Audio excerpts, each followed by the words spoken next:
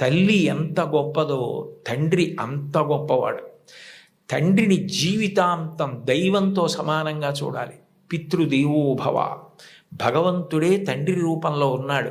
వేదంలో, యజుర్వేదంలో అష్టమానువాకంలో రుద్రాధ్యాయంలో అంటారు, నమ శంకరాయ చ మయస్కరాయ చ నమ శివాయ చ శివతరాయ చ అని. మన కంటికి కనపడని భగవంతుడు తండ్రి రూపంలో ఇంట్లో తిరుగుతున్నాడు.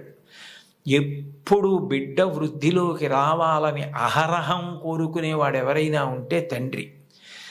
తను ఎంత కష్టపడనివ్వండి, ఆయన బెంగ పెట్టుకోడు.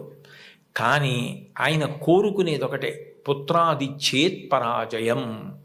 తను ఎంత కీర్తి సంపాదించినా తనకన్నా కూడా కీర్తివంతుడు కొడుకై, ఈయనకన్నా ఈయన కొడుకు గొప్పవాడండి అనిపించుకొని కొడుకు చేతిలో ఓడిపోతాట తండ్రి ఆనందపడిపోతాట.